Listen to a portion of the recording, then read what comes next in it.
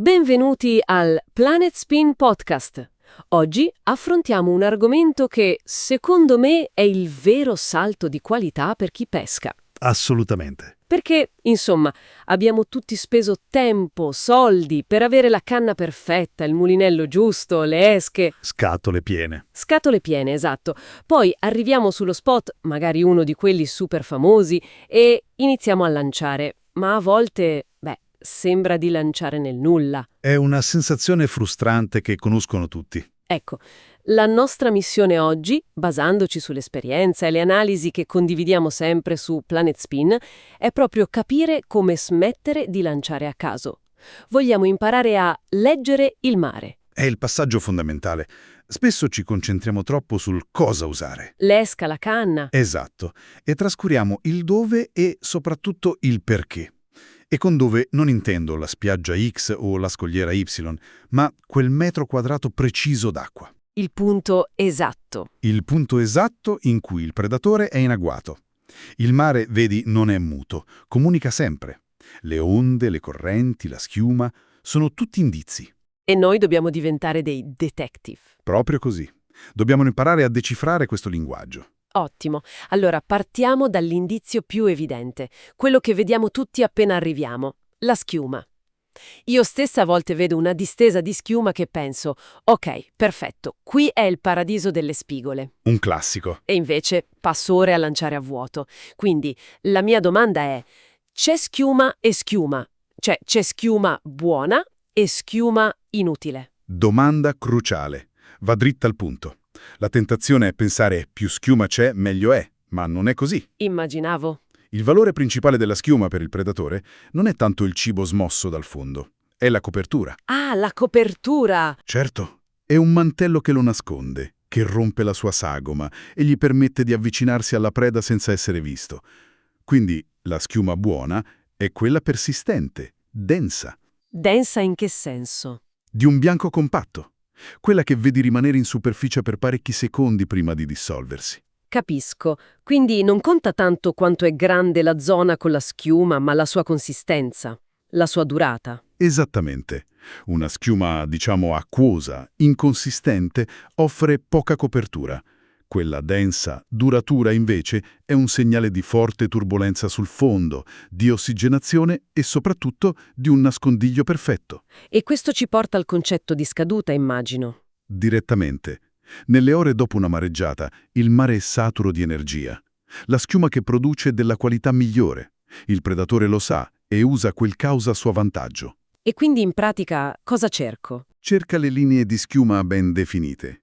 Quelle che sembrano quasi delle strisce indicano un flusso di corrente preciso, una specie di nastro trasportatore che concentra cibo e attività. Questo cambia tutto. Quindi invece di vederla come una macchia, dovrei vederla come una mappa delle correnti. E la striscia più persistente? Quella è la tua X sulla mappa del tesoro. È un'ottima analogia. Mi piace. Quella striscia è un'autostrada.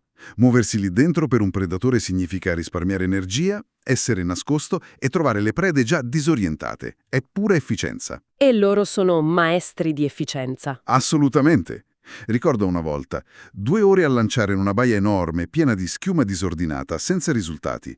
Stavo per andarmene, frustrato. Sì. Poi ho notato una piccola, quasi invisibile linea di schiuma più compatta a 50 metri lungo una parete di roccia.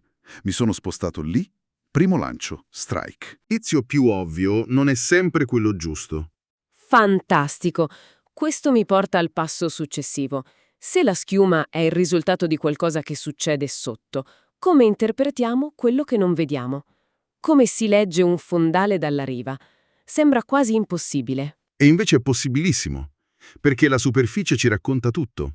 Il modo in cui un'onda si forma, corre e poi si rompe è una diretta conseguenza del fondale che incontra. Dobbiamo solo allenare l'occhio. Proprio così. Ok, proviamoci. Esempio classico. I canaloni. Con mare mosso a volte si vedono queste strisce d'acqua più calma in mezzo al caos. La teoria dice che quelli sono i punti più profondi. Corretto. E non sono solo più profondi, sono corridoi strategici. Immagina di essere un pesce. Ai lati hai secche dove le onde si schiantano. Un inferno. Esatto, un ambiente turbolento. Il canalone, invece, è un passaggio protetto, una via di fuga e una postazione di caccia. È il percorso che ogni pesce, preda o predatore, sceglierà. Quindi lanciare lì significa mettere l'esca nel punto di maggior transito. Esatto. Chiaro. E per le buche? Quelle sono ancora più difficili da vedere. Certo, spesso una buca si trova subito dopo la linea principale del frangente, dove l'acqua ribolle in modo più disordinato. Ok? Immagina la scena dal punto di vista del predatore. Non si mette a combattere l'onda, si nasconde nella buca, al riparo, e aspetta che la corrente di risacca gli porti il cibo. Direttamente in bocca. Praticamente sì, è come essere seduti al ristorante. Quelli sono punti perfetti per esche siliconiche o minno-fatti lavorare piano quasi sul fondo. E poi ci sono le secche. Quelle sono più facili da individuare, no? Sì, con mare mosso l'onda ci rompe sopra. Con mare calmo magari l'acqua è più chiara. E l'errore comune è lanciare proprio sopra? Esatto. L'approccio più strategico, molto spesso, è lanciare oltre la secca e recuperare l'esca facendola passare sul bordo esterno, dove il fondale sprofonda di nuovo. Il gradino. Quel gradino. Quella che in gergo chiamiamo rottura di pendio. È uno degli hotspot più produttivi in assoluto. Aspetta un attimo, fermiamoci qui perché questo è un punto che trovo pazzesco. Mi stai dicendo che un singolo dettaglio, un gradino invisibile sott'acqua, è più importante di tutto il resto? Beh, di moltissime altre cose, sì.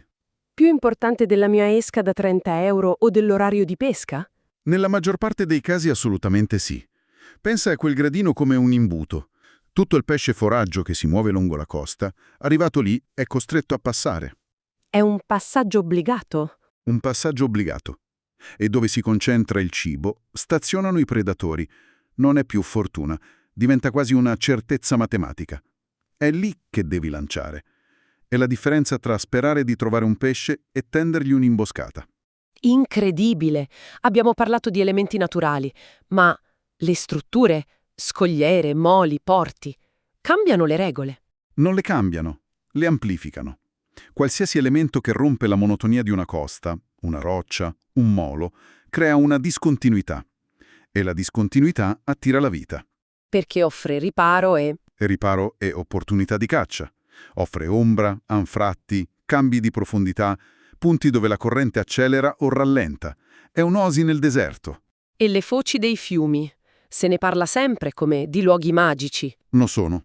La foce è il massimo esempio di zona di transizione. L'acqua dolce porta nutrienti e questo attira il pesce foraggio, ma il concetto è più ampio. In che senso? Pensa al confine tra un fondale di sabbia e una prateria di posidonia, o tra la sabbia e una scogliera. Quelle sono le vere autostrade dei predatori. E perché proprio il confine? Cosa lo rende così speciale? Perché offre il meglio di due mondi. Un predatore che pattuglia quel confine ha una doppia opportunità. Può cacciare sulla sabbia? Esatto, ma ha anche un rifugio immediato tra le rocce o la posidonia se si sente minacciato. È una zona di caccia incredibilmente dinamica. Una spigola o un serra amano pattugliare questi confini. D'accordo, il quadro si sta facendo molto più chiaro, ma anche più complesso. Abbiamo correnti, fondali, schiuma, strutture. Come mettiamo insieme tutti i pezzi? Mettiamo che io voglia andare a cercare la spigola. Ecco, qui entra in gioco il concetto di coerenza. È una parola chiave nella filosofia di Planet Spin. Coerenza? Sì. Non puoi cercare una spigola nello stesso modo, posto e condizioni in cui cercheresti un barracuda. La coerenza sta nell'allineare la nostra strategia a quella del predatore. Ok, allora facciamo un gioco di ruolo. Arrivo su una costa mista, roccia e sabbia. È l'alba, il giorno dopo una mareggiata. Voglio una spigola. Qual è la prima cosa che cerchi? La prima cosa è ignorare il 99% dello specchio d'acqua. Ah? Il mio sguardo cerca una cosa sola. Una linea di schiuma bianca e persistente vicino a qualche roccia o a un cambio di fondale. Una volta trovata, cerco di capire perché si forma lì. C'è una secca? Il bordo di un canalone? Esattamente. Trovato quel punto, so che una spigola sarà lì vicino, in agguato. Userò un'esca adatta a quella turbolenza, un mino, uno shad, e concentrerò tutti i miei sforzi lì, in quei pochi metri. E se le condizioni fossero opposte? Mare calmo, acqua limpida, pieno giorno. Obiettivo?